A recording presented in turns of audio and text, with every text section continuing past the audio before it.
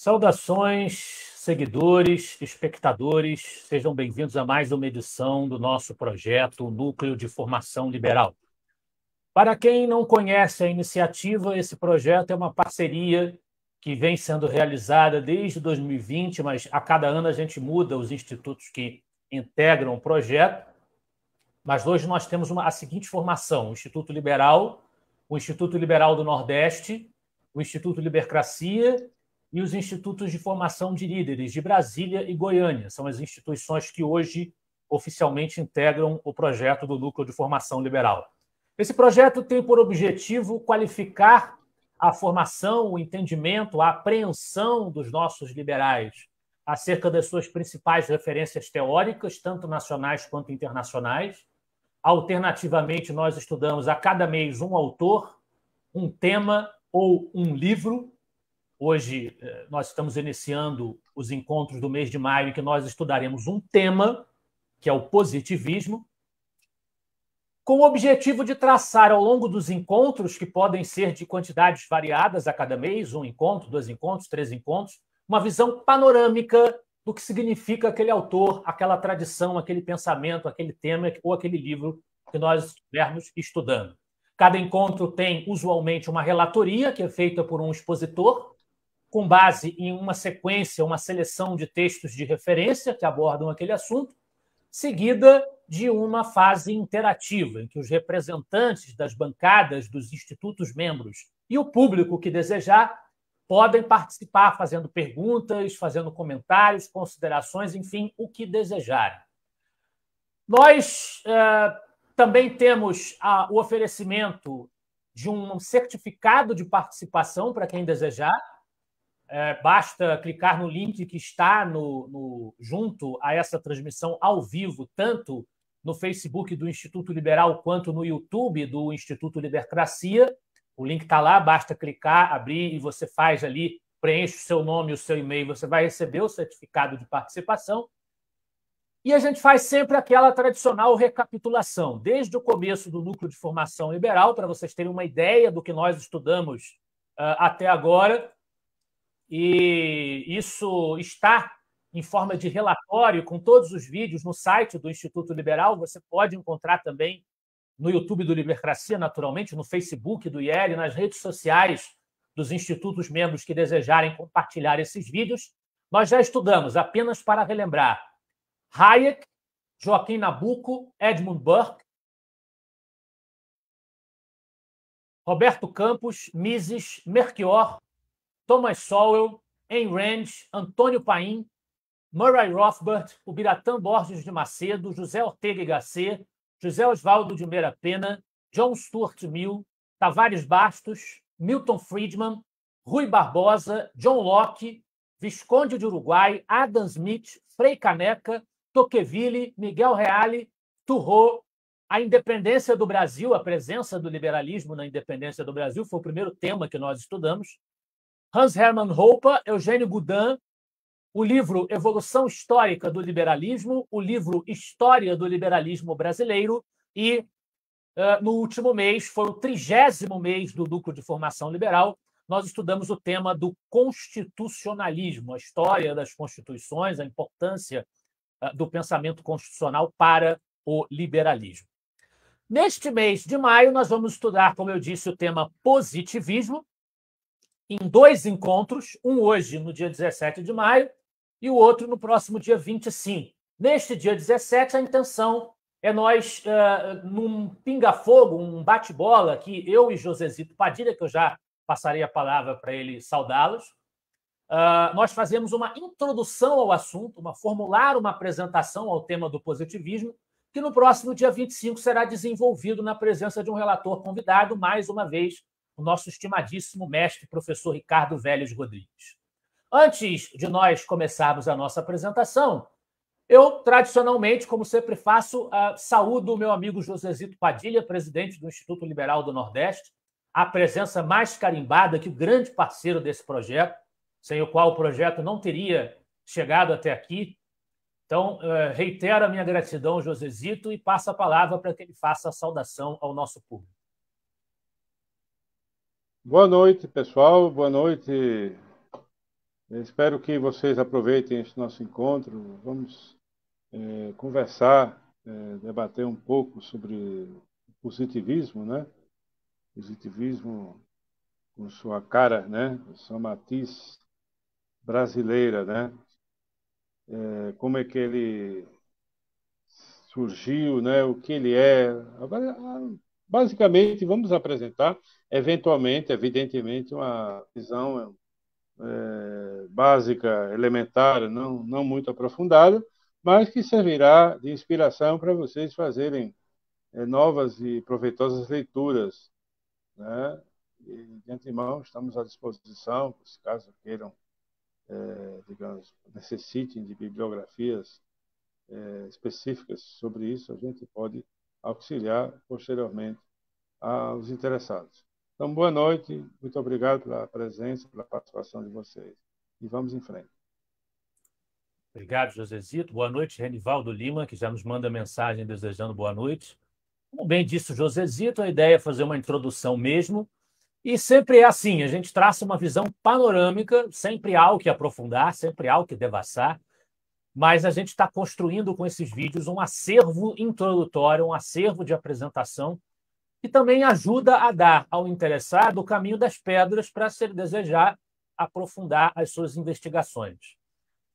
Bem, nosso encontro de hoje sobre positivismo, ele se baseará em dois textos. Um, que vai ser discutido logo adiante, é a história das ideias filosóficas brasileiras do professor Antônio Paim no seu capítulo sobre a escola cientificista brasileira, em que o grande, já saudoso mestre Paim desenvolve o tema do positivismo. O primeiro, que eu disponibilizei na pasta do nosso grupo, do nosso núcleo, na verdade, um resumo sobre o assunto positivismo, que é um trecho de um livro que eu ainda vou lançar, quer dizer, não está lançado ainda e nem deve sair em 2023.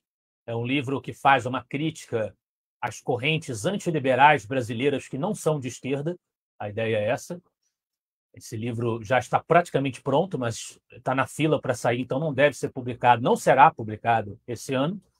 Mas eu já adiantei esse trecho, essa parte, porque serve de introdução básica, como disse o Josezito, ao assunto do positivismo.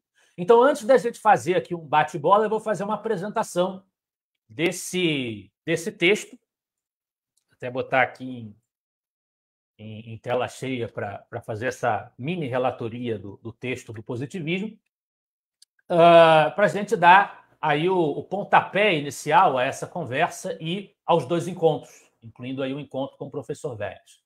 Mas eu começo pontuando por que é importante que os liberais estudem o tema do positivismo. Qual é a aplicação direta desse tema para nós, liberais, no âmbito do liberalismo? É que, se nós formos ler clássicos do liberalismo brasileiro, como o professor Paim, nós vamos ver que ele vai apontar o positivismo como um ingrediente filosófico, teórico, que atrapalhou o desenvolvimento do liberalismo no Brasil. Quando a gente diz isso para alguns liberais estrangeiros, sobretudo aqui mesmo, da própria América Latina, eu já tive essa experiência, alguns estranham esse tipo de afirmação, porque eles falam, puxa vida, mas nós tivemos muitos liberais que foram influenciados pelo positivismo, e de fato, até John Stuart Mill, por exemplo, é um deles, ele foi correspondente de Comte, admirador da obra de Comte, leu Comte e recebeu influências da filosofia positivista. O ponto é que a filosofia positivista não costuma ser apropriada de forma integralmente ortodoxa, não costumou ser apropriada de forma integralmente ortodoxa nos seus desdobramentos nos diversos países. Você tem complementações, absorções, fusões do positivismo ortodoxo com outros conjuntos de ideias, entre eles ideias liberais. O que acontece é que no Brasil, alguns aspectos da filosofia positivista que a gente pretende realçar nesses dois encontros levaram a conclusões nitidamente prejudiciais ao liberalismo no período republicano.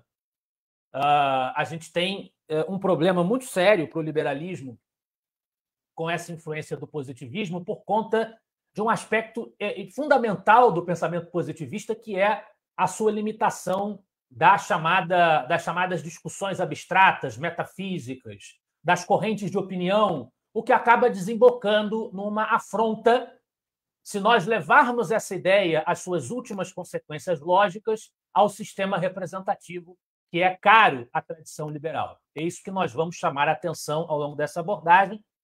Mas a gente começa descrevendo quem é a figura de Augusto Comte, como é a sua formação, em que contexto ele desponta para o pensamento. Augusto Comte nasceu em Montpellier, alguns anos após a Revolução Francesa, um ano depois da ascensão de Napoleão Bonaparte ao poder. Estudou na Escola Politécnica em Paris, chegou a ser expulso de lá, os biógrafos divergem sobre os motivos. É um pensador que teve uma vida bastante turbulenta, como nós vamos perceber. Viveu um período igualmente turbulento na França, o caos político-social resultante da Revolução Francesa, e por isso ele pertenceu a uma geração de pensadores, de intelectuais, de acadêmicos que se preocuparam, a partir dos resultados da Revolução Francesa, resultados que confluíram para a ascensão autoritária da monarquia de Napoleão, se preocuparam em oferecer ordem à sociedade, em trazer um pouco de ordem para a bagunça que foi instaurada pelo caos da Revolução Francesa. Por isso, alguns autores, eu cito, por exemplo, o professor Christian Lynch, no Brasil, que é um acadêmico que escreve sobre pensamento liberal, pensamento conservador, alguns autores até atribuem a Comte uma pecha que os entusiastas da tradição britânica, do conservadorismo, vão rechaçar, francamente, até atribuem a ele a pecha de conservador, por conta exclusivamente dessa preocupação dele com a ordem, em trazer ordem ao caos com uma institucionalidade forte, uma base ética e filosófica forte para tal. Fato é que realmente a filosofia dele foi criada para ser uma resposta ao caos revolucionário francês. Esse caos recebeu várias respostas diferentes na época. O liberalismo doutrinário de Guizot e companhia da monarquia de julho de 1830 foi uma dessas respostas. A gente tem essa resposta que mantinha uma aderência às teses liberais, mas tentava trazer ordem e colocar um freio ao caos revolucionário sem retroceder no que entendia serem as conquistas do antigo regime. E nós tínhamos a proposição positivista, que é uma alternativa a essa visão dos liberais doutrinários. E também é o caso de algumas variantes do chamado socialismo utópico, o socialismo que existiu antes de Marx, que não defendia a revolução do proletariado, não defendia a suplantação da classe dominante, defendia uma conciliação das classes. Comte vai se moldar nesse espírito porque ele tem uma relação muito direta com um dos socialistas utópicos, que foi o Conde de Saint-Simon. Então, ele foi aluno de Saint-Simon, depois ele foi secretário do Saint-Simon. Os dois se desentenderam por algumas questões teóricas, mas muito mais por questões pessoais. Eram figuras complicadas, principalmente o Comte, né, do ponto de vista pessoal. Mas é importante para nós entendermos o pensamento de Comte, conhecer um pouquinho do Saint-Simon. Quem foi o Saint-Simon, o que ele pensava, porque o paradigma saint-simonista, de fato, teve muita influência não só sobre o paradigma positivista contista, como sobre os seus afluentes no Brasil. Saint-Simon foi influente, pelo menos indiretamente, sobre o varguismo, sobre a tecnocracia, pensamento tecnocrático, do burocratismo modernizante que ganhou força no Brasil República. Na verdade, ao contrário do que a gente poderia pensar num primeiro momento, o Saint-Simon era contrário a uma intervenção excessiva do Estado na economia, ou pelo menos assim ele se apresentava, né? A empresa estatal, o excesso de estatais, de estatização na economia, o Saint-Simon não gostava disso, ele não era um entusiasta disso. Ele nos vai dizer que ele é um admirador das teorias de Adam Smith, o grande teórico do liberalismo econômico.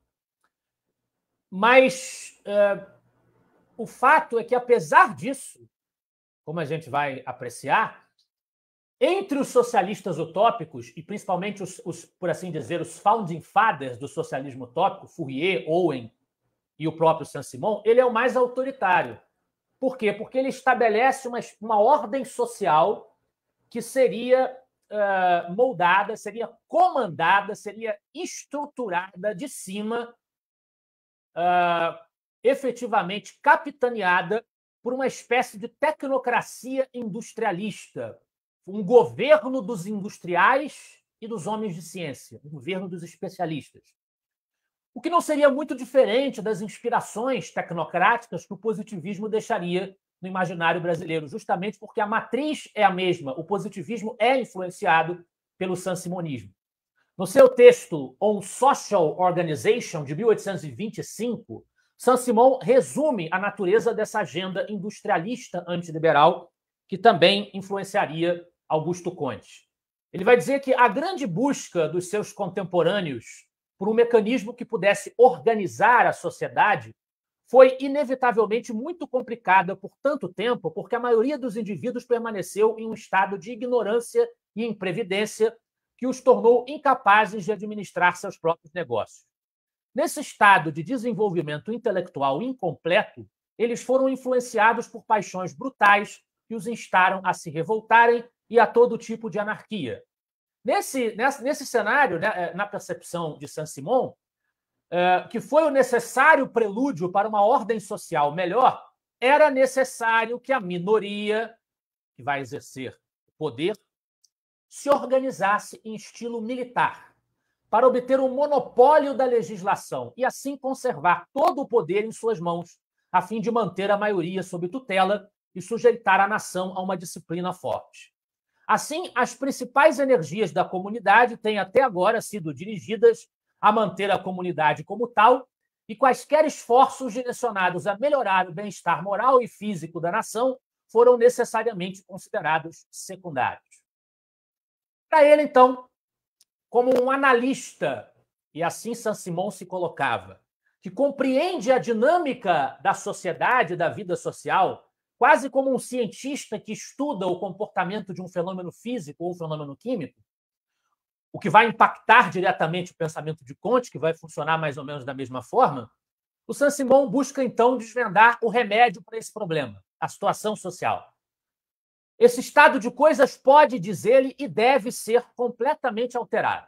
O principal esforço deve ser direcionado para a melhoria do nosso bem-estar moral e físico.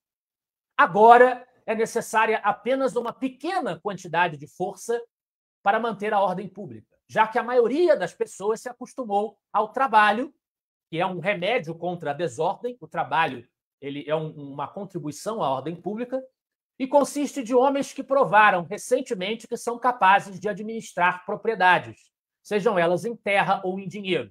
Com o aumento da urbanização e a multiplicação das profissões liberais, dos empregados, além apenas dos proprietários de terra ou dos poderosos, todo mundo passou a deter algum tipo de propriedade, e muito da expansão das franquias democráticas nesse período vem da percepção de que a sociedade como um todo também poderia se ocupar das suas coisas e, portanto, também poderia se ocupar das questões públicas. O Saint-Simon está reconhecendo que as pessoas podem cuidar da sua propriedade, que isso ficou demonstrado.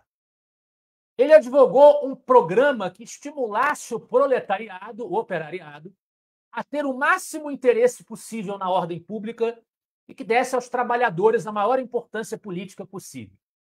Esse espírito de organização visava colocar as classes em paz, conciliadas, uma oposição clara e categórica, um contraste claro com o que o socialismo marxista proporia, que seria uma classe revoltando-se contra a outra e suplantando-a. O que Saint-Simon queria, e Comte, consequentemente, também vai querer, é uma ordem social em que as chamadas classes, as diversas posições sociais, se conciliassem.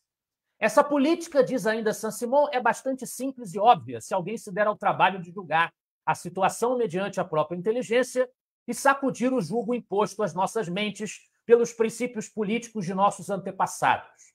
Princípios que eram sólidos e úteis em seu próprio tempo, mas não são mais aplicáveis às circunstâncias atuais. A massa da população agora é composta por homens capazes de administrar a propriedade, seja em terra ou em dinheiro. E, portanto, podemos e devemos trabalhar diretamente para a melhoria do bem-estar moral e físico da comunidade. O método mais direto de melhorar o bem-estar moral e físico da maioria da população é priorizar as despesas do Estado para garantir o trabalho a todos os homens aptos. para garantir sua existência física. Então, ele defende que o Estado, né, tenha um direcionamento de recursos para ajudar a garantir o emprego, espalhando-se por toda a classe proletária um conhecimento da ciência positiva. Então, aí vocês já vejam um parentesco com o pensamento contista, garantindo para esta classe formas de recreação e interesses que desenvolverão sua inteligência. Para garantir esse projeto, né, e que os recursos do Estado fossem bem administrados, Saint-Simon queria que isso tudo fosse comandado, definido, delineado pelos especialistas, pelos técnicos, pelos homens mais preparados, especialmente os industriais, os donos de fábricas, né, os capitães de indústria mais bem-sucedidos. Assim, diz novamente ele, a comunidade, por meio desses arranjos fundamentais, será organizada de uma maneira que satisfaça completamente a homens razoáveis de todas as classes. Não haverá mais medo de insurreição e, consequentemente, não haverá mais necessidade de manter grandes exércitos permanentes para suprimi-los. Essa é uma característica, aliás, que o saint-simonismo também vai influenciar o contismo a defender. O contismo, por incrível que pareça para nós brasileiros, né, ele é contra o militarismo. Ele é avesso a um domínio militar, a um exército permanente, expansivo, territorial. Ele é contra isso, ele é antimilitarista, enquanto que no Brasil foram os militares os principais a absorverem essa mentalidade positivista, e isso os influenciou na proclamação da República e no começo da República. Não será mais necessário gastar enormes somas em uma força policial. Não mais o medo de perigo estrangeiro. Vejam como é utópico, né? Estaremos em um cenário maravilhoso, né? A ordem social, a ordem pública estabelecida pelas ideias dos melhores homens, dos homens mais preparados. Por um corpo de 30 milhões de homens que formam uma comunidade satisfeita, facilmente ataques seriam repelidos, mesmo que toda a raça humana se combinasse contra eles. Para ele, então, essa comunidade utópica industrial, comandada pelos industriais e pelos especialistas, pelos técnicos, seria pacífica, ia viver fora do interesse belicista dos vizinhos. Comte também vai dizer que no século XX não existiriam mais guerras. Ele também tem essa visão utópica da paz próxima na história humana. E não precisaria sequer de serviços de espionagem para garantir a segurança no trato com as outras nações. Então, para ele, os homens públicos que governaram a França desde a Revolução cometeram um grande erro. Eles quiseram qualificar a máquina pública, mas o que deveriam ter feito seria subordinar a máquina pública, colocando a administração em primeiro lugar. Quem vai dizer a mesma coisa, de certa maneira, vai ser o Campos Salles no Brasil, o que mostra que os nossos liberais oligárquicos da República, não obstante fossem liberais, também receberam influência da mentalidade positivista, como aponta o professor Antônio Paim. Eles deveriam ter começado fazendo uma pergunta cuja resposta é simples e óbvia. Eles deveriam ter perguntado quem, no estado atual da moral e iluminação, são os homens mais aptos para administrar os assuntos da nação. Eles teriam sido forçados a reconhecer o fato de que os cientistas, artistas, os líderes das indústrias são os homens que possuem a habilidade mais eminente, versátil e mais positivamente útil para orientar as mentes no momento. Eles teriam reconhecido o fato de que o trabalho dos cientistas, artistas e industriais é aquele que, na descoberta e aplicação, contribui mais para a prosperidade nacional. Eles teriam chegado à conclusão de que os cientistas, artistas e líderes de companhias industriais são os homens a quem deve ser confiado o poder administrativo, isto é, a responsabilidade de gerenciar os interesses nacionais, e que as funções do governo devem se limitar à manutenção de ordem. Os reformadores de 1789, da Revolução, deveriam ter dito a si mesmos o seguinte: os reis da Inglaterra deram um bom exemplo à monarquia, concordando em não dar nenhuma ordem sem a aprovação e assinatura de um ministro. A magnanimidade dos reis da França exige que eles mostrem uma generosidade ainda maior ao seu povo e que eles concordem em não tomar nenhuma decisão que afete os interesses gerais da nação sem a aprovação, portanto, o poder político dos homens mais aptos a julgar suas decisões, ou seja, sem a aprovação dos cientistas e dos artistas mais eminentes, sem a aprovação dos industriais mais importantes. E por que da onde vem essa noção? Da ideia de que eles sabem o que é bom, eles sabem o que é melhor, eles têm um conhecimento positivo do que é certo. E, portanto, não há margem para opiniões e para discussões em matéria de vida social, de organização política. Da mesma maneira, porque eu não posso discordar dos químicos quando eles descobrem o funcionamento de uma matéria, de uma substância química, eu não posso discordar dos físicos, opinar contra os físicos. Eu até posso, num regime de liberdade de expressão, mas todos dirão que eu estou falando abobrinha, que eu estou me metendo onde não devo porque não sei. Né? Da mesma forma, haveria um conhecimento político-social que os industriais e os especialistas deteriam, que também seria sumamente superior e, portanto, inquestionável. Portanto, este é que teria que comandar a vida pública. Bebendo dessa fonte, que a gente poderia dizer antipolítica e cientificista do Saint-Simon, o Comte, que rompe com o professor, com o patrão, né, o Saint-Simon, passou a viver de aulas particulares e colaborações para pequenos jornais, teve problemas financeiros o tempo todo e começou a redigir suas obras, oferecendo um curso particular para divulgar a sua Suma do Conhecimento Positivo. Esse curso teve alguns alunos da nobreza e pupilos da Escola Politécnica e durou até que o Comte teve simplesmente um colapso nervoso, tentou suicídio em 1827, para vocês verem como é uma figura psicologicamente atrapalhada, perturbada de muitas maneiras. Entre 1830 e 1842, ele se dedicou a escrever o seu trabalho mais famoso, o Curso de Filosofia Positiva.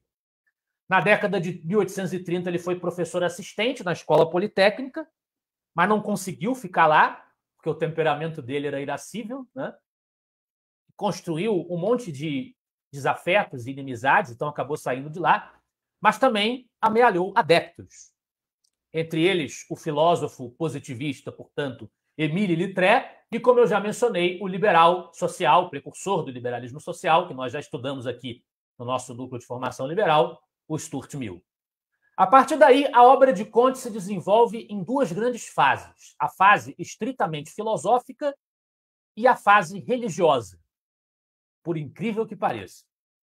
Para ele, porém, as duas fases estão ligadas. Alguns positivistas se dividiram e passaram a defender apenas a primeira fase da obra de Comte ou as duas, dependendo de quem fosse. Tanto que no Brasil nós tivemos pensadores, figuras que foram influenciadas apenas pela filosofia positivista, mas nós também tivemos a Igreja, o apostolado positivista, que teve grande influência na República e na fundação da República. Até hoje, no Rio de Janeiro, a gente tem a Igreja Positivista lá, é um local histórico da República Brasileira. Na mesma linha do Saint-Simon, o Comte buscava também um senso de organização para o caos, para as peças dispersas e os conflitos sociais resultantes da desconstrução do absolutismo na França e da implantação do regime revolucionário a partir de 1789. Ele foi influenciado também pela obra do Marquês de Condorcet, um filósofo iluminista e matemático que apoiou a Revolução Francesa até ele ser perseguido pelos jacobinos, o que aconteceu com muitos outros, né? E formulou uma teoria do progresso irresistível da humanidade, em que ele tinha etapas desse progresso que eram absolutamente superiores umas em relação às outras. Né? Ele acreditou que ele podia perceber essas etapas evolutivas pelas quais a humanidade passou, e com isso ele poderia antecipar a natureza estrita e minuciosa das próximas etapas. O que vai ser a humanidade do futuro? Eu posso prever o que vai ser com base numa observação das leis que regeriam essa evolução da humanidade retilínea ao longo do tempo. Dessa convicção, concordando com isso essencialmente, de muitas maneiras, o Comte formulou uma filosofia da história que teve por consequência a criação também de uma ciência social que estudaria a sociedade e seria capaz de projetar a melhor maneira de conduzir a sociedade, da mesma forma porque se poderia fazer na ciência natural, manipulando as substâncias ou os elementos da natureza. Para ele, o intelecto humano evoluiu em 3 etapas bem caracterizadas que suplantam uma a outra, em termos absolutos, na chamada Lei dos 3 Estados. O estado teológico, em que tudo é explicado a partir do sobrenatural, dos deuses, do divino, inclusive no campo político, em que você tinha a defesa do direito divino dos reis, o rei é rei porque Deus quer que ele seja.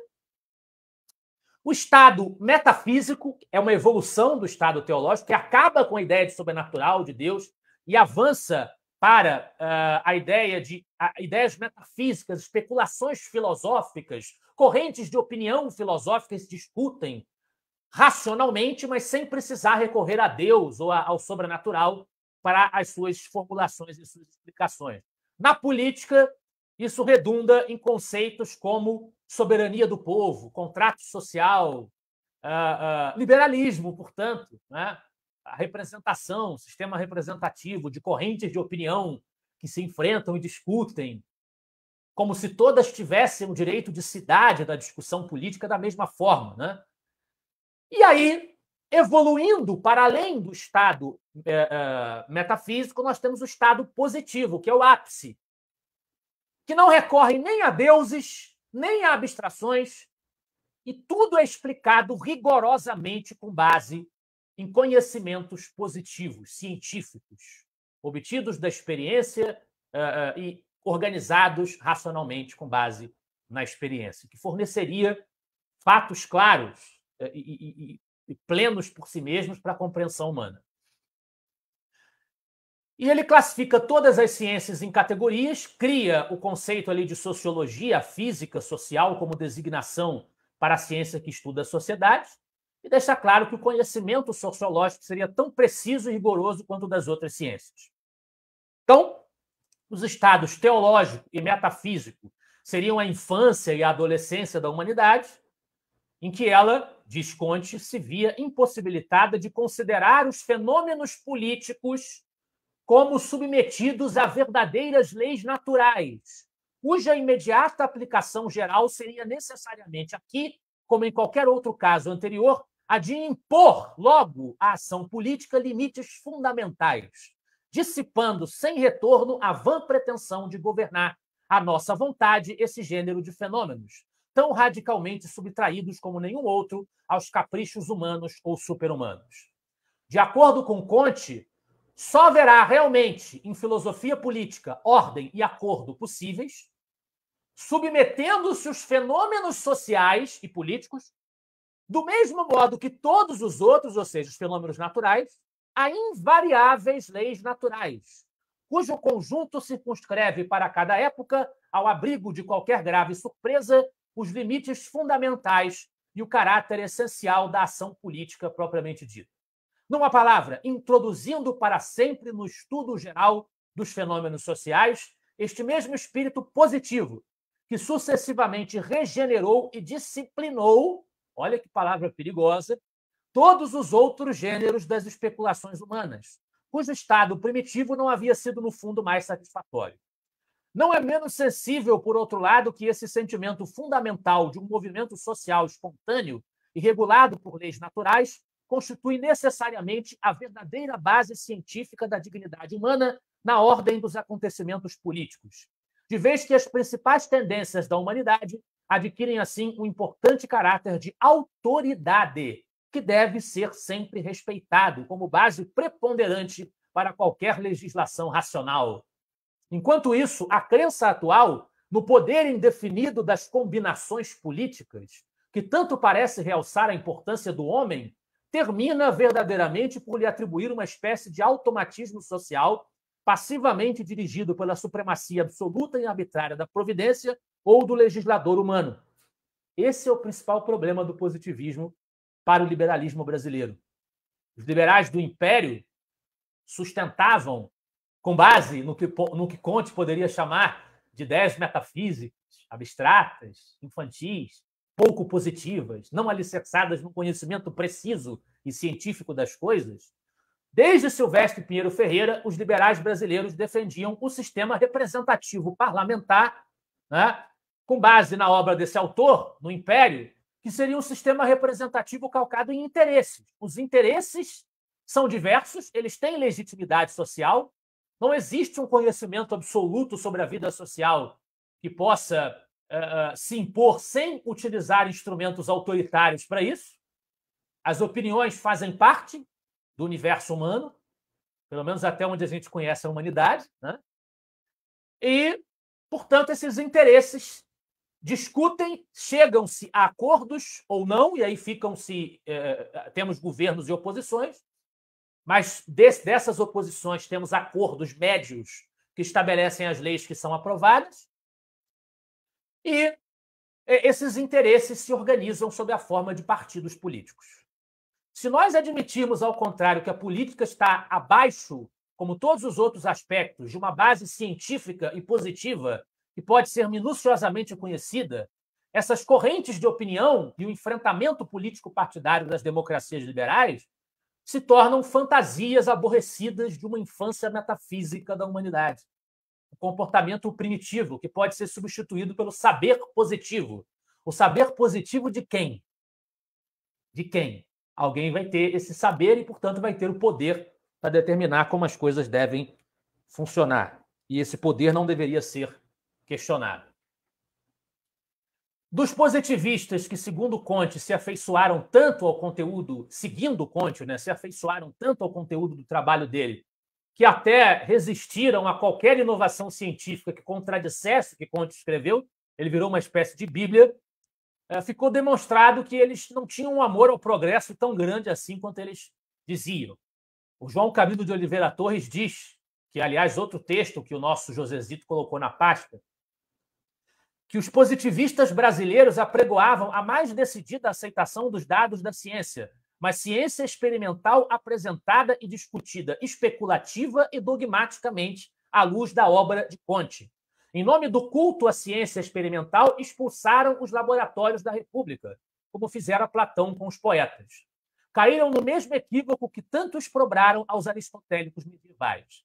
Fazer ciência natural sem cuidar da experiência e da pesquisa, de cunho livresco, pois fidelidade ao mestre, Comte, e não aos fatos.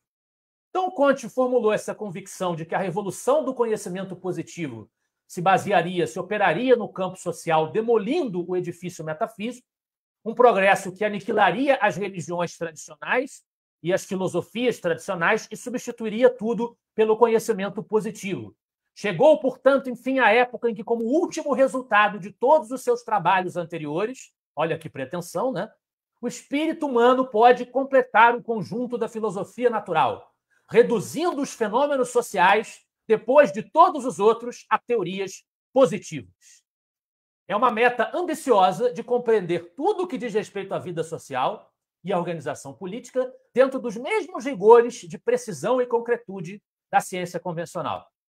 Os absolutos, os temas que a metafísica sempre abordou, deveriam ser simplesmente abandonados, porque não podem ser objeto do conhecimento positivo.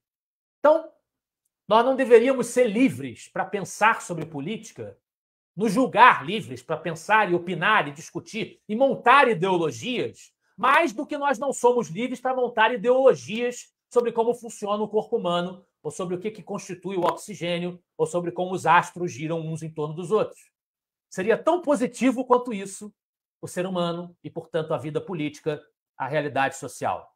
A moral e a vida pública deveriam ser ajustadas à filosofia positiva e não às especulações e contendas metafísicas do regime liberal. O lema ordem e progresso, que está na bandeira do Brasil, por influência positivista, apareceu aí, quando Comte sustentou a ordem como sendo a conciliação das classes, como queria Saint-Simon, respeitando as leis positivas que permitem estabelecer essa ordem como um instrumento para alcançar o verdadeiro progresso. Esse lema enfatiza a participação da sociedade como um todo, com finalidades altruístas, a palavra altruísta é uma criação de Comte,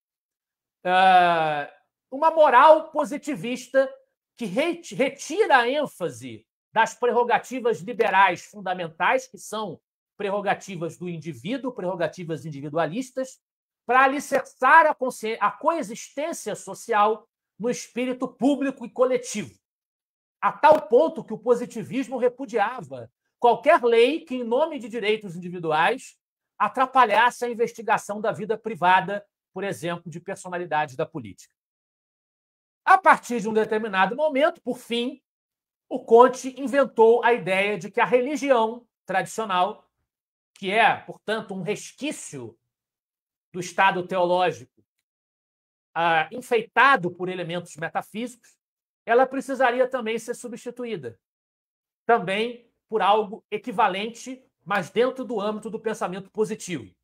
Uma religião positiva, a religião da humanidade, o que funda o aspecto religioso do positivismo, que muitos positivistas acharam uma viagem na maionese do Conte e não seguiram, mas outros abraçaram, como é o caso de muitos brasileiros.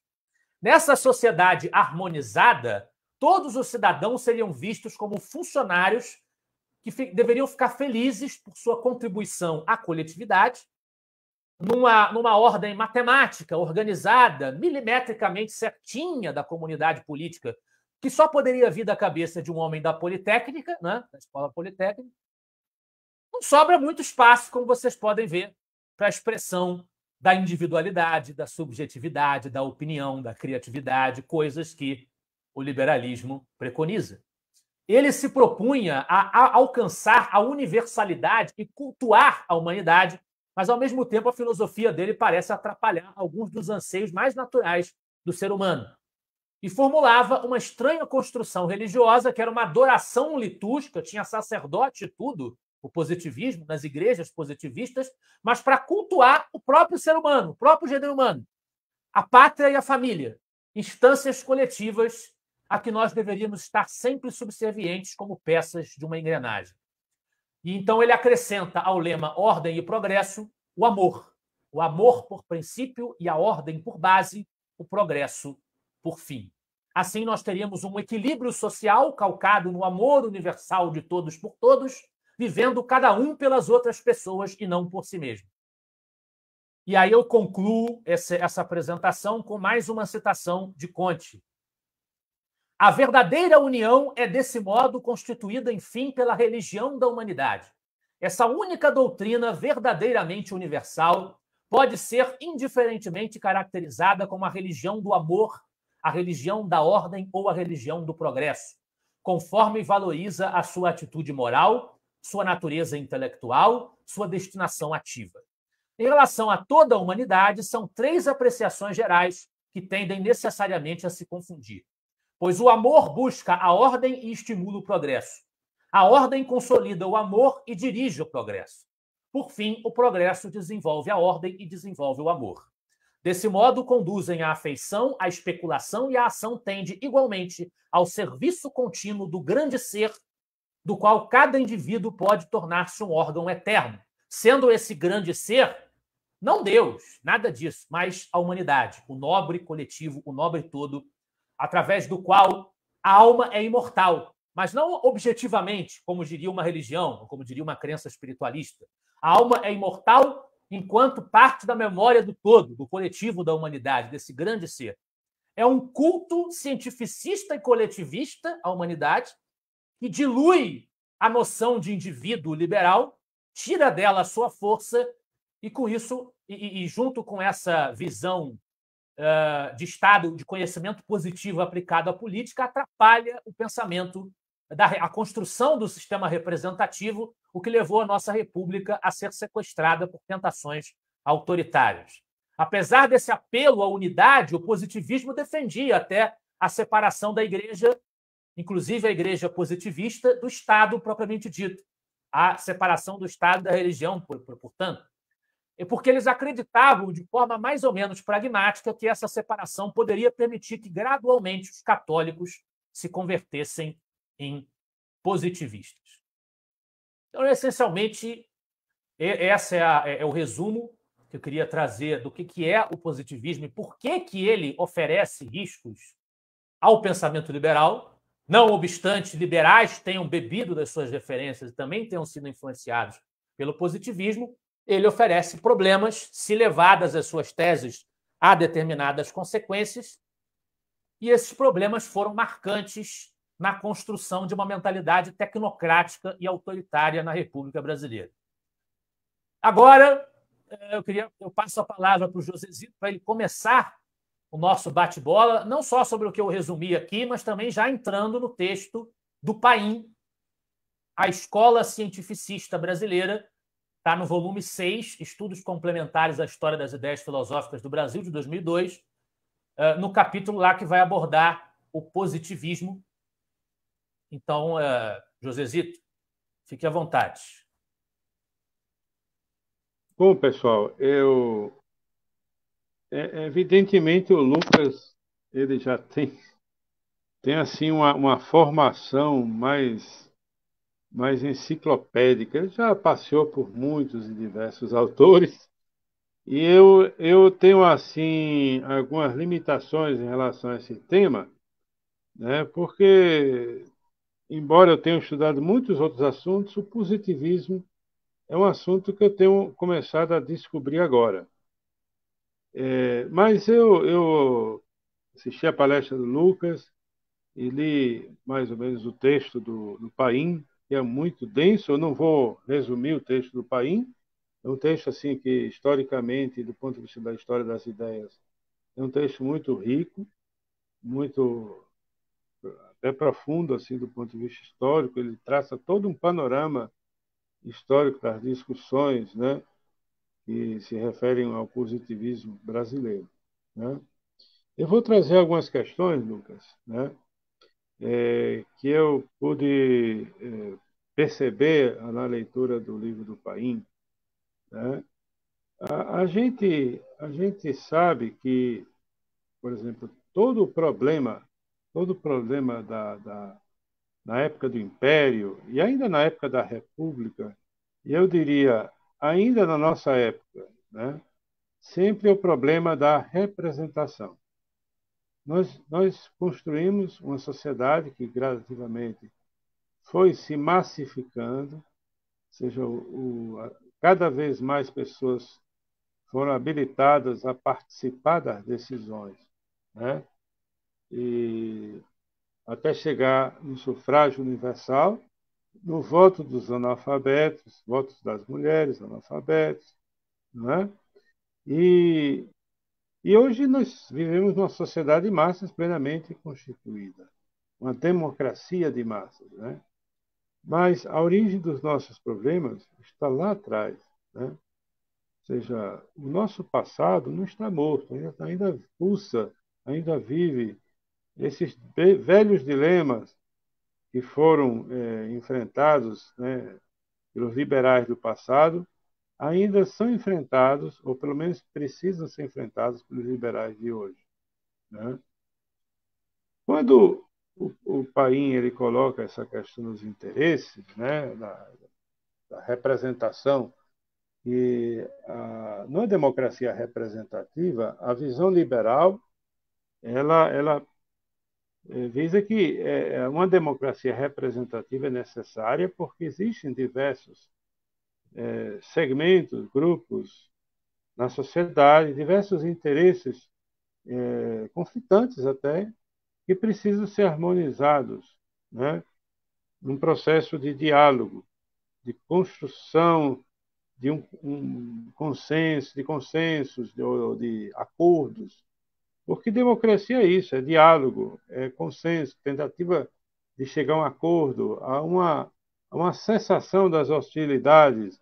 Não necessariamente uma democracia vai encerrar o debate, pelo contrário, o debate sempre continua, né? Na democracia sempre continua, mas provisoriamente ele é encerrado através de um procedimento eletivo, né? Onde se escolhem as alternativas que são preferidas pela maioria, né?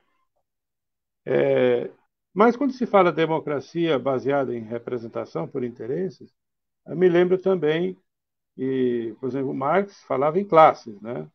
E toda a questão social, na verdade, que surgiu no século XIX, é porque surgem novos grupamentos sociais, digamos, ascendem ao poder social, ou seja, passam a participar do que se chama de opinião pública, né?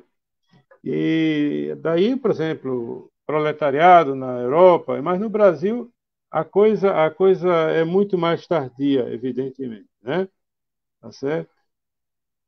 E então toda essa questão da democracia, na visão liberal, ela circula nessa questão de como representar esses interesses, como conciliar esses interesses, né?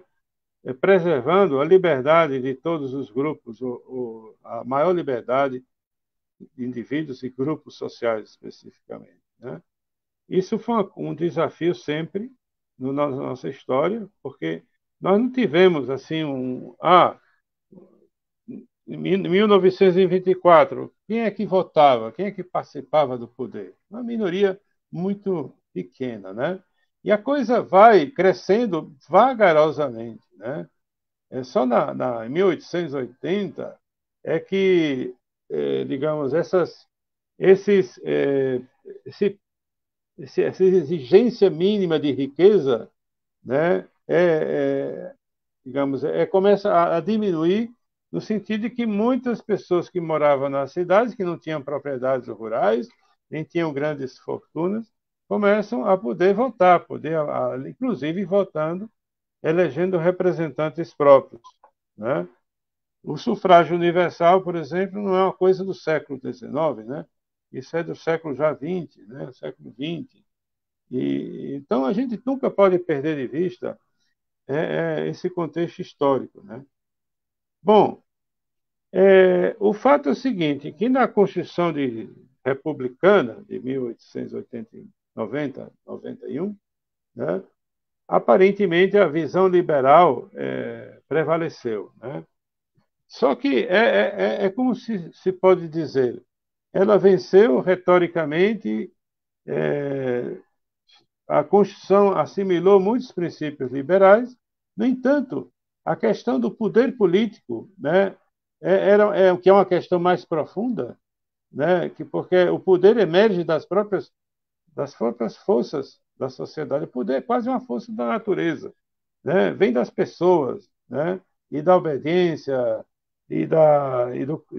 digamos assim, da aceitação de liderança, né? De uns por outros.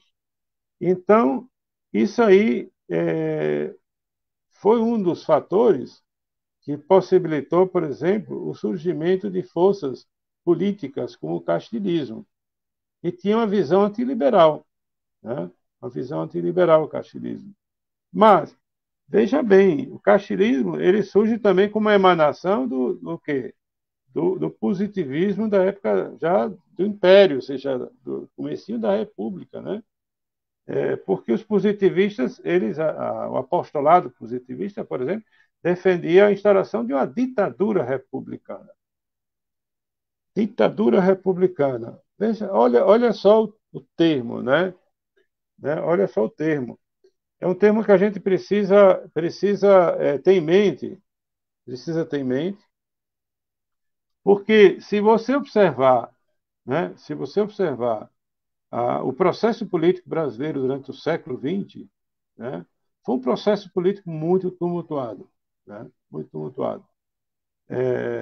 Se o castilhismo venceu, por exemplo, no Rio Grande do Sul, no Brasil, quem assumiu a força majoritária de defesa do positivismo foram os militares, né? Certo? E os militares, olha, não se pode desprezar a participação dos militares no mais mínimo, não se pode.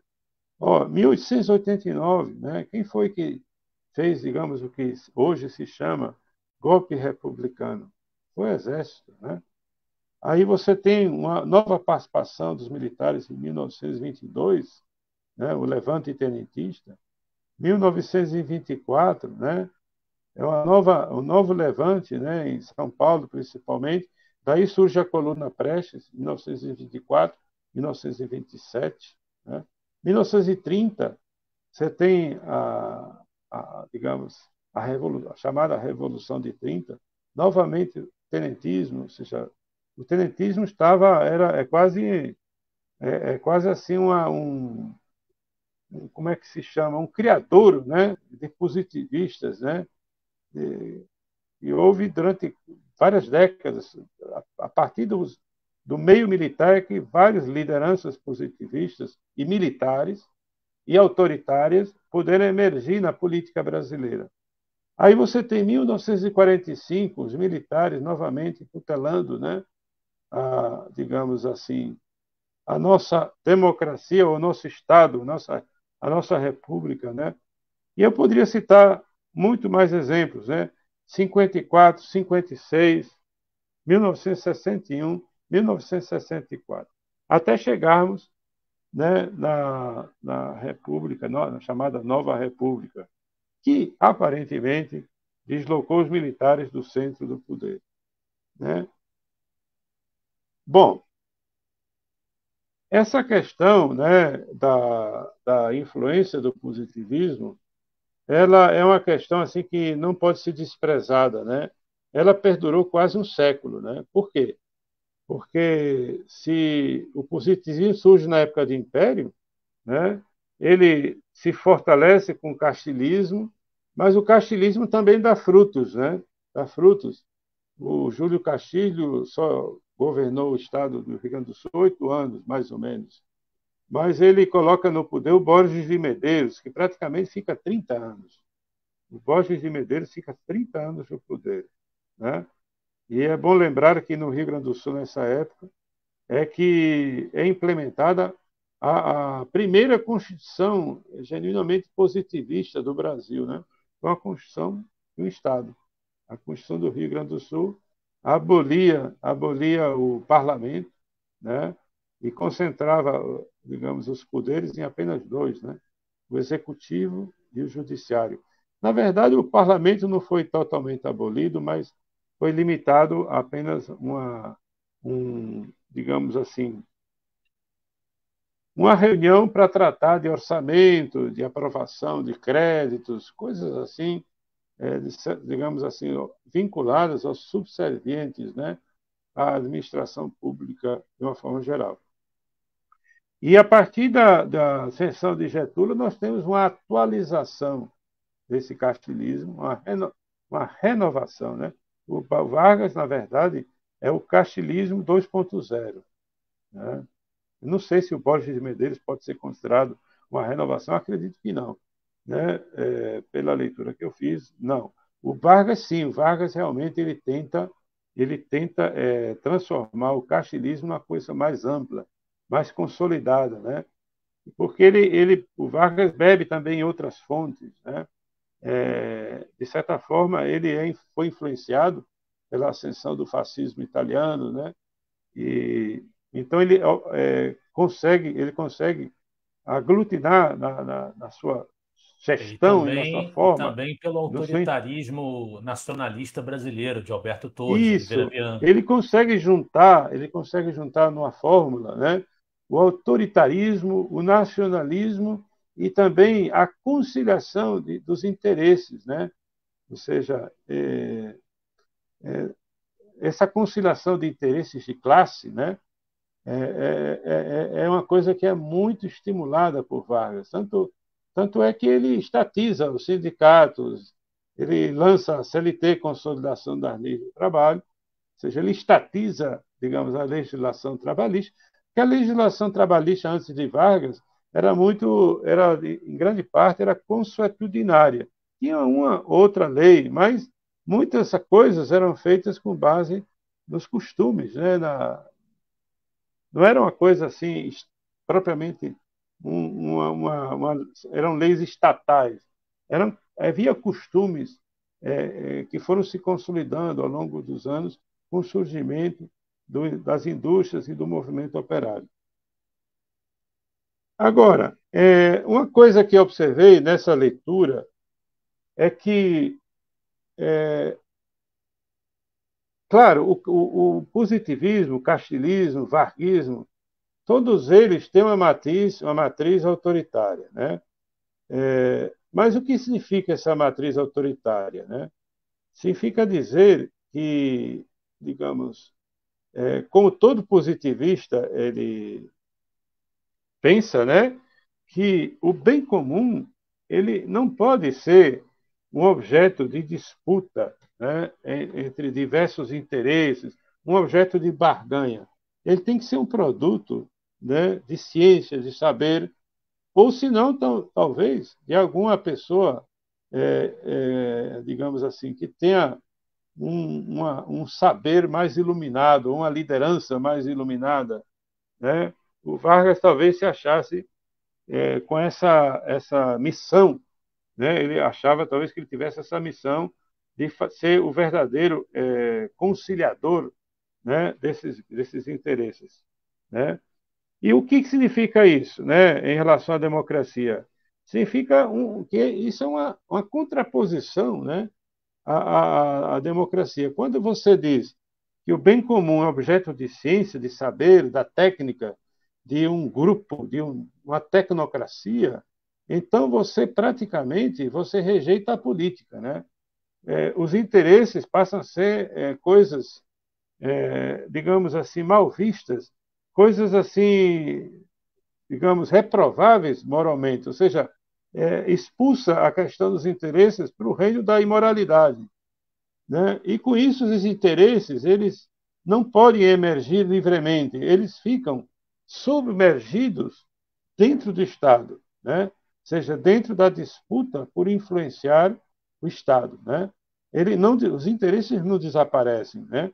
Por quê? Porque os indivíduos estão aí, os grupos sociais estão aí, então eles não desaparecem, eles apenas submergem, né, naquele processo, né, de obtenção de barganhas estatais, né?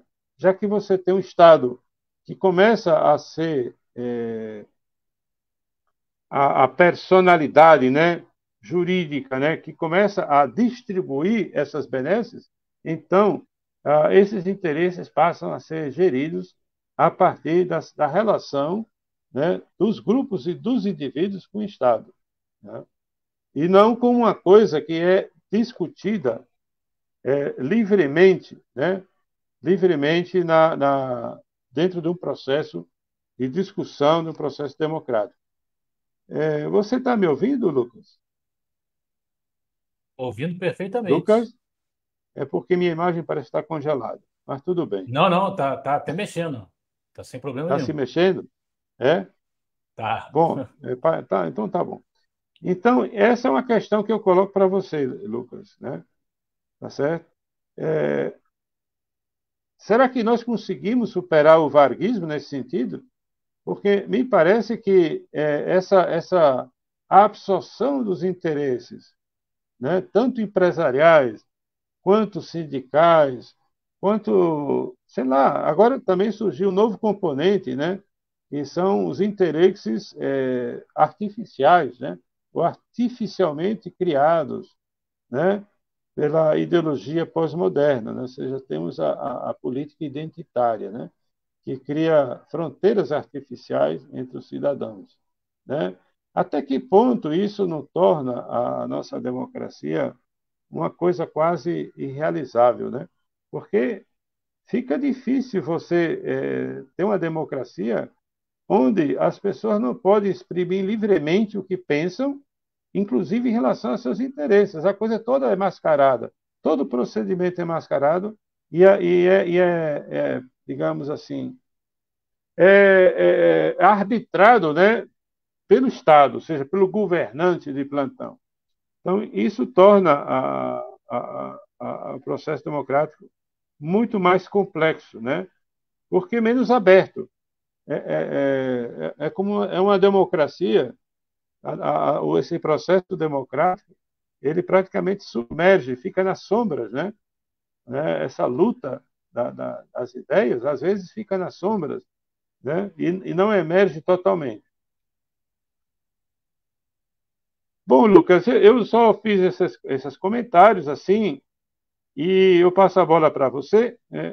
Aí eu vou comentando outras coisas posteriormente, mas eu queria que você comentasse um pouco sobre essas questões que eu Josezito, achei coloquei. ótimas as suas observações e pegando a provocação que você levantou, eu diria o seguinte: me permito, dada a natureza da provocação, fazer uma referência aos fatos atuais, que não é o nosso praxe aqui, a nossa praxe, mas me permito fazer uma referência a fatos atuais. Nós tivemos recentemente, e isso continua em voga, apenas adiaram a questão, mas nós tivemos recentemente um projeto de lei sendo discutido, projeto de lei das fake news ou da censura, dependendo de quem estivesse referindo a ele. Eu sou da turma da censura, né? Mas tem a turma da fake news.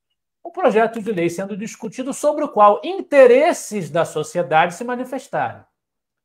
Os interesses de veículos da grande mídia, que são empresas privadas, embora tenham uma relação estreita com o Estado, mas são empresas que têm seus proprietários, a Rede Globo, a CNN e companhia, os interesses das emissoras foram deixados bem claros. Quais são esses interesses? Eles são a favor do projeto, porque o projeto lhes daria benefícios diretos. As big techs, as plataformas, Telegram especificamente, manifestaram seus interesses também e manifestaram uma opinião sobre o projeto que é fundamentada nos seus interesses. No entanto, para o Poder Judiciário brasileiro, na figura das suas maiores autoridades, alguns interesses são menos interesses do que os outros. Esses interesses representam o bem absoluto, a democracia, a verdade, porque é a opinião deles, é o interesse deles. Então, não é um interesse. É como Vargas, que no seu regime se colocava acima dos políticos. Ele não era um político, ele era uma entidade, ele era o pai dos pobres. Eles também se colocam acima da banalidade humana, dos interesses humanos. Agora, a empresa privada que se manifestou contra a opinião deles e contra o projeto, essa tem interesses que indevidamente estão se metendo no debate público. Então, vamos impedi-los de se manifestar. O que é isso, senão uma projeção no tempo desse mesmo mal? Mesma coisa. Essencialmente a mesma coisa. Então, eu não vejo absolutamente de forma alguma o varguismo e, por consequência, o castilismo, o positivismo, o sansimonismo como questões superadas. Essa pretensão tecnocrática de um lado e a pretensão de que a sua opinião, o seu interesse é o saber, e isso te justifica quando você se impõe aos outros, isso continua na ordem do dia e continua desfigurando o nosso sistema representativo, como o Paim apontava que ele era desfigurado durante o auge ali, os primeiros anos, o primeiro século, para assim dizer, do ciclo republicano. Eu acho que nós tivemos na Nova República um período em que nós continuamos tendo um sistema representativo disfuncional, estados superrepresentados, estados subrepresentados, partidos mal organizados, que mais ou menos funcionam como feudos, que se alimentam do fundo partidário, mas não representam agenda nenhuma. Nós tivemos esses problemas todos, mas a gente tinha, eu diria, honestamente, eu não posso dizer o contrário do que eu estou vendo, né? Esse sistema tinha mais características de uma democracia, apesar de ser uma democracia imperfeita. Agora, a meu ver, a anulação do legislativo e a hipertrofia do judiciário hoje, ela deu um passo além nessa desfiguração. Acho que hoje nós já estamos num regime diferente. Nós já fizemos uma transição de regime, nosso sistema representativo está aviltado, está afrontado. E, de muitas maneiras, esse movimento, como eu disse, reflete esse mal que nos acompanha já há muito tempo. Eu queria, voltando ao texto do Paim, eu separei 6 passagens do texto. Não sei se dará tempo de vermos todas, acho que sim. Eu separei 6 passagens que eu acho que valeria a gente visitar. A primeira delas, na página 11. Deixa eu ir lá para a página 11 do arquivo. Na página 11, que é exatamente o que você já comentou, só para ilustrar. Josezito, acho que o Josezito caiu. Se ele retornar, eu coloco novamente na transmissão. Mas é o que o Josezito já comentou, e eu apenas vou ilustrar o comentário dele. O texto da Constituição Gaúcha castilhista influenciada pelo positivismo, que deixa bem claro esse efeito antiliberal dessa filosofia no Brasil. No documento justificativo, na verdade, é o texto do documento justificativo do monumento a Júlio de Castilhos, nos seguintes termos: a Constituição Política do Estado do Rio Grande do Sul, já está de volta o nosso Josezito, a Constituição Política do Estado do Rio Grande do Sul, Código Político promulgado a 14 de julho de 1891, em nome da família, da pátria e da humanidade. Olha aí, né, os ideais que Comte colocou na religião positivista. Estabelece a separação dos dois poderes, temporal e espiritual, de acordo com o princípio capital da política moderna, isto é, da política fundada na ciência.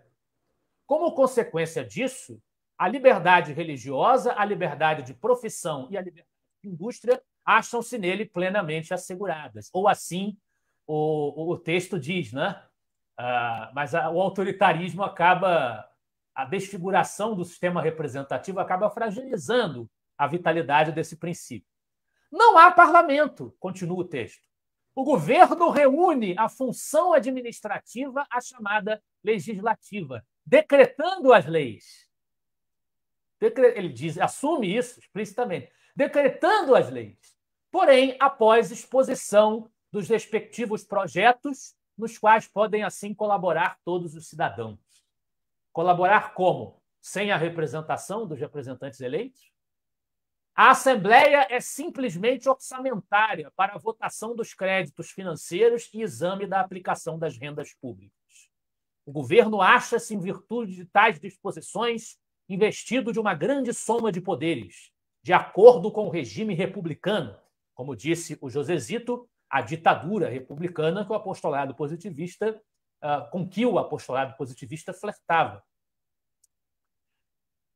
De acordo com o regime republicano, de plena confiança e inteira responsabilidade, o que permite-lhe realizar a conciliação da força com a liberdade e a ordem, conforme as aspirações e os exemplos dos Danton, dos Hobbes e dos Fredericos. Olha os exemplos que ele está referenciando, né?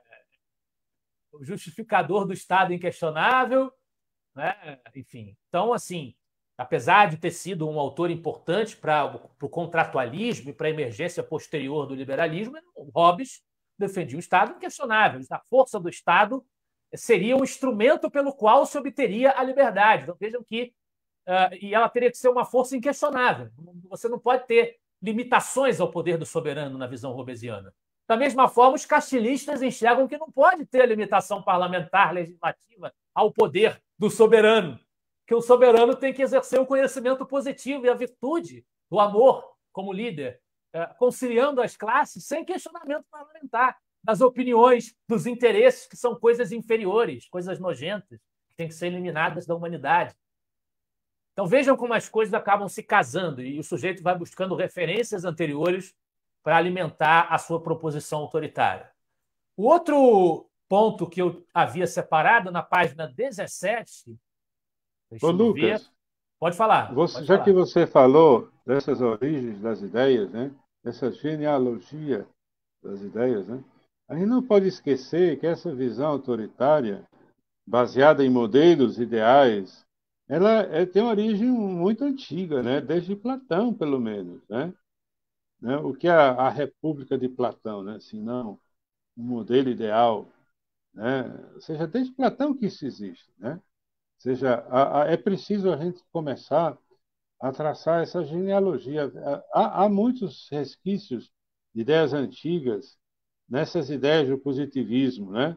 E assim como há muitos resquícios ou rastros, né, de ideias positivistas, né, nas ideias dos nossos juristas, dos nossos políticos, né, até da nossa esquerda, né?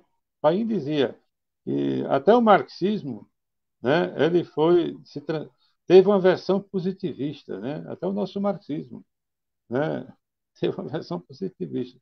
Você já precisa a gente saber identificar isso. Muito boa a sua referência a Hobbes, porque, né, aí eu estou agora me recordando de Platão, né, porque realmente isso é importante. E na página 17 tem uma outra citação do próprio Comte, mas referenciada pelo Paim, que também eu acho que ajuda a tornar mais concreto tudo o que a gente está falando. Quando ele diz assim: Augusto Comte, em contrapartida, ensinara que o governo havia se tornado uma questão de competência. Escrevera no Sistema de Política Positiva, entre 1851 e 1854, que, abre aspas, É perfeitamente inútil discutir sobre o direito divino num mundo em que Deus não desempenha nenhum papel, nem muito menos sobre a soberania do povo, numa época em que a política é uma ciência e torna-se, por conseguinte, como a astronomia ou a química, questão de competência. Fecha aspas. Citação direta de Kant. Na doutrina clássica, continua o Paim, aceita universalmente na Europa medieval e mesmo ainda na época moderna, a origem do poder provinha de Deus, é o direito divino dos reis, que Kant chamaria de um elemento do Estado teológico. Mais tarde, graças sobretudo a John Locke, passa-se a entender que o poder origina-se da representação, é o ponto de vista liberal. Comte avança uma nova doutrina. O poder vem do saber. O saber de que se trata é o do estado positivo, o último estágio a ser atingido pela humanidade. Aceitando os semelhantes pressupostos e considerando-se não só competente, mas possuído de intenções absolutamente puras, olha a pretensão, né? Castilhos, Júlio de Castilhos, o fundador do castilhismo, que bebe da fonte positivista, como apresentou-nos o José Zito. O professor Vélez vai retomar esse tema com riqueza no próximo encontro. Castilhos supõe que o governo está agora a serviço do aprimoramento moral da sociedade. O governo tem esse papel. O governo não é só uma forma de acomodar a pluralidade humana, os interesses e os conflitos, ele está a serviço da evolução moral da humanidade. O governo tem esse condão, tem essa atribuição. Como bem assinalou Ricardo Vélez Rodrigues, que estará conosco no próximo encontro, dia 25, para os castilistas, a república correspondia ao regime da virtude, ou, para dizê-lo com as palavras do historiador Arthur Ferreira Filho, abre aspas, para Júlio de Castilhos, a república era o reino da virtude. Somente os puros, os desambiciosos, os impregnados de espírito público deveriam exercer funções de governo. No seu conceito, a política jamais poderia constituir uma profissão ou meio de vida, mas um meio de prestar serviços à coletividade, mesmo com prejuízo dos interesses individuais. É mais adiante. Essa suposição de que a eliminação do interesse material era não apenas desejável, mas, sobretudo, possível, informa, em seus mínimos detalhes, a atuação política de Júlio de Castilhos. E aí ele continua contando um pouco mais sobre o castilismo, que a peculiaridade do castilismo reside, pois, na admissão de que a posse do poder político constitui a condição essencial e suficiente para educar a sociedade na busca do bem comum. O bem comum deixa de ser uma barganha entre interesses, sustentados por grupos sociais e opiniões políticas diversificados, e passa a ser considerado como objeto de saber, de ciência. Em Comte, o tema não deixa de assumir maior complexidade, porquanto o estado positivo, no final de contas, repousava na permanência do poder espiritual, a exemplo da Idade Média, na exaltação dos sentimentos altruísticos, mediante o culto da mulher, ainda tinha esse elemento, na colocação da ciência numa situação subalterna em relação à arte e outras atividades desinteressadas, na prática da religião da humanidade, etc. Essas já são características da fase religiosa do positivismo. Ascendendo ao poder, Castilhos iria simplificar esse esquema. Conforme Vélez Rodrigues, abre aspas, o bem público confundia-se, para ele, com a imposição por parte do governante esclarecido de um governo moralizante, que fortalecesse o Estado em detrimento dos egoístas interesses individuais e que velasse pela educação cívica dos cidadãos, origem de toda a moral social. O texto que citaremos à continuação expressa admiravelmente todos os aspectos que implicam o conceito castilista de bem público. A completa reorganização política e administrativa do Estado, moldada de harmonia com o bem público e subordinada à fecunda divisa de conservar melhorando, a sua prosperidade material atestada pelas inúmeras obras postas em execução e por outros tantos fatos auspiciosos, o crescente desenvolvimento das indústrias, a estabilidade do seu crédito, aí na prática não funciona muito bem assim, a considerável amortização de sua dívida, no Brasil não funcionou, né? O numerário acumulado no seu tesouro, a sua progressiva educação cívica em que se fortalece o ininterrupto aperfeiçoamento moral deste povo glorioso. Tudo isso resume a brilhante atualidade do Rio Grande do Sul. Maiúsculas de Castilhos em conservar melhorando, né? E bem público, o próprio Vélez sublinhou. Então, veja, um governo moralizante que fortalece o Estado contra os interesses egoístas, velando pela educação cívica do cidadão, que se interessa e se julga realizador pelas grandes obras postas em execução, o desenvolvimento industrial, esteticamente exaltado, coisas que a gente vai ver em Vargas, a gente vai ver no regime militar, a gente vai ver nas intervenções militares da história republicana essa ideia de que os políticos civis são confusos, eles têm muitos interesses, eles estão barganhando demais. Então, vamos colocar aqui uma força militar para colocar ordem nessa bagaça. É isso aí que está sendo... É por isso que se fala tanto da influência positivista nos militares e na República. É por causa disso. Está ilustrado com esses trechos aí, né? Isso mostra claramente a relação dessa mentalidade que se entronizou no Brasil no final do Império sobre esses rumos políticos que nós seguimos na República, a exaltação das obras faraônicas, essa coisa toda, e o Estado gigante que se torna gigante para contrariar os interesses egoístas individuais, que não necessariamente são os interesses de todos os empresários ou homens da iniciativa privada. Porque, como eu disse, como o José Zito também ressaltou, é a conciliação das classes. Então, tem os empresários que estão com o coletivo, que estão com o bem público, estão com o Estado positivo, que são aqueles que são apadrinhados pelo Estado com privilégios e que, portanto, se somam ao seu projeto de poder. Essencialmente é isso. Essa mentalidade se reproduz e continua presente até hoje de muitas maneiras no nosso cotidiano, apenas acrescida de elementos recentes, que a gente poderia enumerar. O lulopetismo, o pensamento de esquerda, que faz parte da raiz do PT, e o neoconstitucionalismo que o Bernardo Santoro esteve apresentando nos encontros sobre constitucionalismo. Eles vêm se somar a esse universo tecnocrático positivista que nos influencia já há muito mais tempo. Não sei se o José Zito quer falar alguma coisa ou eu continuo com as últimas 3 citações. Está mudo, José Zito.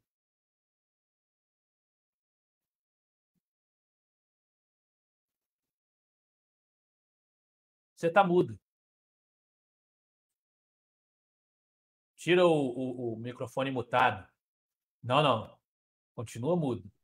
Agora ficou mudo. Isso, agora sim. Pode falar que depois eu comento mais alguma coisa. Tá certo. Então, eu também separei um trecho da página 61. A gente dá um salto. Vamos para a página 61.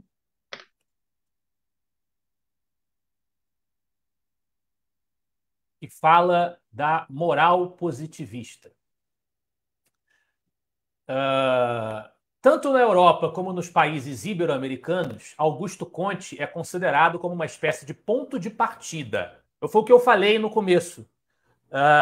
As pessoas não se tornaram positivistas puramente. Elas pegavam Conte como ingrediente, assim como no Brasil. O castilismo não é a filosofia de Conte aplicada. Ele se inspira nela e traz elementos particulares da organização política do Rio Grande do Sul. Vargas pega o castilismo e leva adiante com outros elementos. Então, nunca é uma coisa pura. Então, por isso que há liberais que beberam de fontes positivistas. O Stuart Mill, por exemplo. Aí ele fala, em Conte não há teoria do conhecimento. Stuart Mill cuidou de preencher essa lacuna, aproximando o positivismo da tradição empirista inglesa. Dessa forma, o evolucionismo de Herbert Spencer veio a encaixar-se numa corrente em pleno desenvolvimento. Em Portugal aconteceu mais ou menos a mesma coisa. No Brasil, o positivismo é apenas o desdobramento de uma tradição anterior. Certamente o Vélez também vai falar sobre isso com mais detalhes no próximo encontro.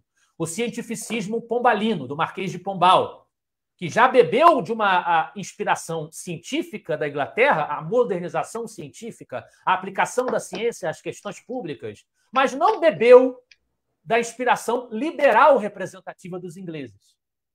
Por isso, ele é uma espécie de antecessor do positivismo, de que o positivismo se alimenta para reforçar essa matriz cultural no Brasil. Além disso, e ao contrário da Europa, prosperou no Brasil a religião positivista, a tal ponto que os brasileiros acabaram tomando conta da casa de Conte em Paris. De sorte que tanto o evolucionismo de Spencer como o próprio neopositivismo tiveram que abrir caminho contra os positivistas. A gente tem a batalha de Silvio Romero, que era um evolucionista, defensor do evolucionismo, contra o positivismo kantiano, mostrando que Spencer e Comte são diferentes. Então, como reconhece Amoroso Costa, Comte tinha pleno domínio da ciência de seu tempo, de que era um expositor de grande talento. Ao mesmo tempo, entretanto, não tinha maior familiaridade com a problemática filosófica. Ele mesmo confessa no prefácio pessoal ao curso de filosofia positivista de 1842: jamais li língua alguma, nem Vico, nem Kant, nem Herder, nem Hegel, etc. Somente conheço suas diversas obras através de algumas relações indiretas e de certos resumos demasiado insuficientes. Quaisquer que possam ser os inconvenientes dessa negligência voluntária, estou convencido de que muito contribuiu para a pureza e a harmonia de minha filosofia social. Desse modo, Comte sequer suspeitava que a transição do mundo natural, em relação ao qual formou-se a ciência moderna, que dominava plenamente, que era o métier dele, para a sociedade, não podia dar-se sem pressupostos a serem explicitados. Concebeu, portanto, a sociologia, a ciência social, sem dar-se conta de que tanto o homem como a sociedade correspondiam a totalidades às quais não se aplicavam o método que aprendera nas posteriormente chamadas ciências exatas. Designou-a, a sociologia, como a sexta e última ciência fundamental. As 5 precedentes eram, além da matemática, a astronomia, a física, a química e a biologia, que ainda não havia assumido essa feição e não a mencionava, mas a fisiologia. A sociologia que conhecemos hoje não guarda maiores relações com a obra de Comte, devotada à reforma social e à implantação do chamado Estado positivo, etapa final da evolução da humanidade. A religião da humanidade aparece posteriormente como um expediente a serviço daquele projeto político. Então, aí mostra a crítica do Paim a essa confusão que o Comte faz entre os métodos e as exatidões das ciências naturais exatas e a dimensão sociológica. Outra parte que eu selecionei na página 65, mais adiante, na 65, que é a avaliação crítica que o Paim faz do positivismo. Paim nos diz: a ciência é um tipo de saber que estabelece objetividade válida universalmente. A física, a química e a biologia são conceituadas de igual modo em toda parte. Embora não haja nesse plano a experiência crucial, as leis científicas são hipóteses passíveis de retificação ou refutação. Dependem da experiência. Não valem como dogmas que se encontrem acima de todas as circunstâncias. Para constituir-se como ciência, o saber deve limitar o seu objeto, evitando as totalidades. O conhecimento científico da sociedade ou do homem dá-se apenas em áreas limitadas, previamente fixadas. O homem é um fim em si mesmo e não pode ser usado como meio, corresponde à expressão resumida do princípio máximo da moralidade kantiana. Sua inteira formulação é a seguinte: é um imperativo categórico e procede de maneira que trate a humanidade, tanto na tua pessoa como na de todos os outros, sempre e ao mesmo tempo como fim e nunca como puro meio. Trata-se naturalmente de um ideal de pessoa humana que transpassa toda a cultura ocidental. Sua formulação original encontra-se no Decálogo de Moisés, subsequentemente enriquecida pela meditação medieval e a discussão ocorrida na Inglaterra no século XVIII. A explicitação de que se trata de um ideal de pessoa humana encontra-se na meditação de Joseph Butler e Immanuel Kant. Kant distingue ideias de ideais. Estes, os ideais, correspondem a arquétipos inspiradores. A distinção foi por ele mesmo apresentada deste modo: a virtude e, com ela, a sabedoria humana, em toda a sua pureza, são ideias. Mas o sábio, do estoico, é um ideal, isto é, um homem que não existe senão no pensamento, mas que corresponde plenamente à ideia de sabedoria.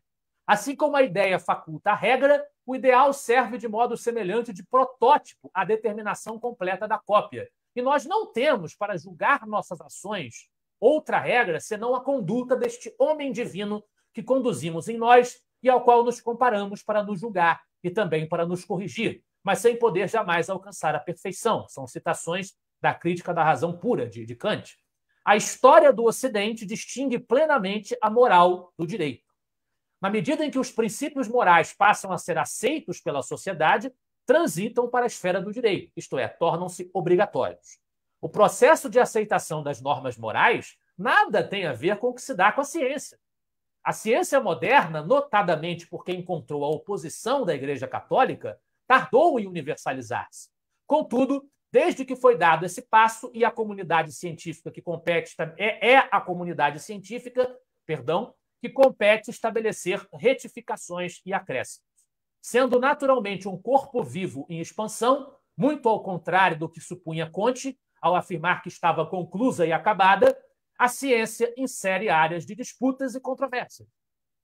Nós vamos ver os chamados paradigmas de Thomas Kuhn, que vão se substituindo e regendo as novas fases da ciência, resultando de conflitos, questionamentos. As formas de solucioná-las acham-se, entretanto, plenamente estabelecidas. Não tem cabimento, portanto, falar-se em moral científica. Na medida em que o homem jamais será um ser puramente moral, oscilando invariavelmente entre as inclinações e os ditames da moralidade, quando a sua consciência os conhece e aprecia, nada tendo, portanto, de inatos, nem muito menos, como imaginava Comte, de automáticos, na visão do Paim, a moral será sempre uma conquista árdua, tanto para os indivíduos como para as comunidades.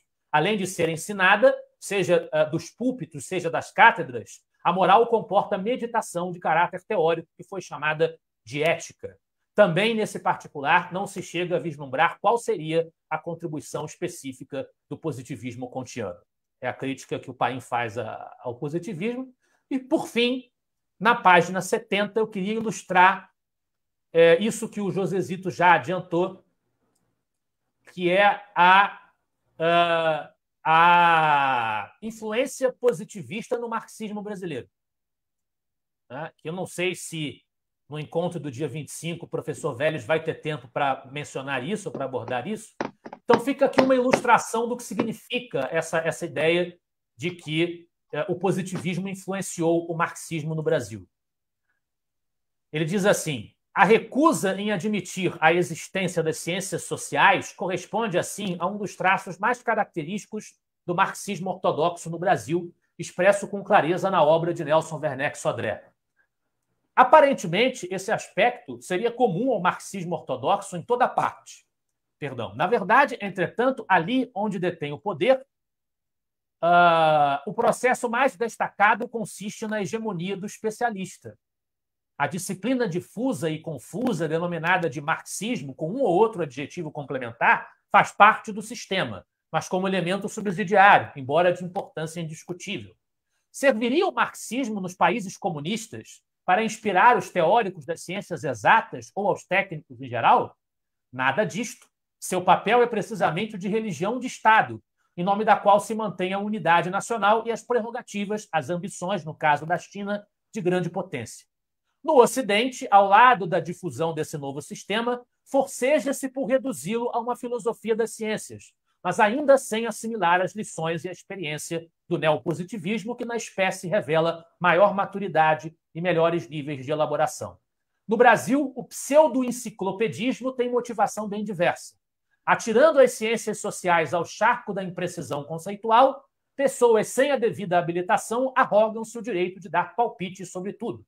Posam de teóricos e de cientistas perante um certo público na esperança de transformá-lo em massa de manobra de suas ambições políticas. Não se trata aqui de negar-lhes o direito de apresentar esta ou aquela plataforma política, mas apenas de contestar a legitimidade de fazer em nome da ciência.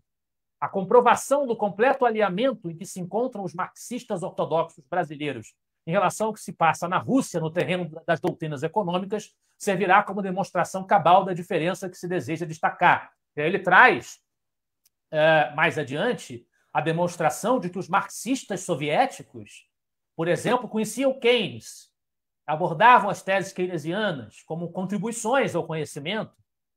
Há uma percepção por parte dos marxistas nos países comunistas, né, é o que o Paim destaca, de que existem áreas da ciência que vão avançando e que estão afastadas desse núcleo, desse saber superior e positivo que o marxismo encarnaria na cabeça dos marxistas brasileiros, que, ao contrário, abarcam tudo a partir do prisma marxista como numa perspectiva enciclopédica. não é? Questionando até mesmo a autonomia das outras ciências e julgando-se autoridades para versar sobre toda e qualquer coisa, sobre todo e qualquer assunto. Isso, basicamente, é muito grosso modo, também é uma questão que eu não aprofundei até hoje, mas, grosso modo, é o que o Paim aponta como sendo essa natureza positivista de boa parte do marxismo brasileiro, que ele vai atribuir ao trabalho de Leônidas de Rezende e João Cruz Costa na Universidade de São Paulo. Era isso. Josezito, pode, se você quiser comentar. Ô, Lucas, eu estou lembrado que você vai ter que se retirar em breve, né? Já, já. É isso? Me retiro já, Então, já. eu vou me abster de fazer novos comentários, já são 8h40, né? Só para atualizar a hora aqui. Eu acho que por hoje já, digamos assim, conversamos sobre esse assunto, fizemos uma introdução, né? Uma breve introdução, obviamente. Você expôs de forma bastante sintética, né? Digamos, o tema, né? E nós vamos agora esperar na palestra, né? Do professor Ricardo Vélez, né? Que certamente irá aprofundar vários conceitos, né? E vários temas, né? Que o próprio Paim trata nas suas obras. E o próprio Vélez também, ele já é um estudioso, né? Desses assuntos. Então, Sim, eu acho que lembrando que podemos o passar Vélez agora. publicou uma obra Isso, indiscutível sobre o assunto, que é o Caxirismo, a uma Filosofia obra, da República. é uma obra de referência, inclusive, sobre o tema, né? É uma obra que qualquer estudioso do tema tem que levar em consideração, né? Então, eu passaria, Lucas, para, digamos, a finalização do nosso encontro, entendeu? E já aproveitando a oportunidade, eu queria agradecer a participação de todos. Espero que tenham gostado desse nosso bate-papo. Não foi uma grande coisa, assim, né? O tema é muito complexo, né? Exigiria um esforço muito maior do que o que nós fizemos, né? Dentro das nossas possibilidades, mas é, estamos à disposição, caso vocês precisem de bibliografia, de orientação, queiram se aprofundar sobre esse tema do positivismo. É um tema, eu diria, que não é um tema tão explorado, entendeu? É um tema ainda que demanda muitos estudos, né? Sérios, muitos estudos mais aprofundados, porque é um tema importante, né? Da nossa tradição, digamos, histórica e republicana, né? Está presente ainda hoje, nos dias de hoje, nas nossas práticas, nas nossas formas de pensar a política, pensar a sociedade, né? Pensar, né? o Brasil, né? Então, precisamos estudar o positivismo com esse objetivo de que, né, sendo uma teoria que influenciou tanto a nossa história, a nossa política, o Estado brasileiro, então precisamos tentar compreendê-lo para poder superá-lo, porque, né, eu acho que ainda ele está por aí, não foi superado, né? Os seus fantasmas, os seus resquícios ainda estão presentes, né?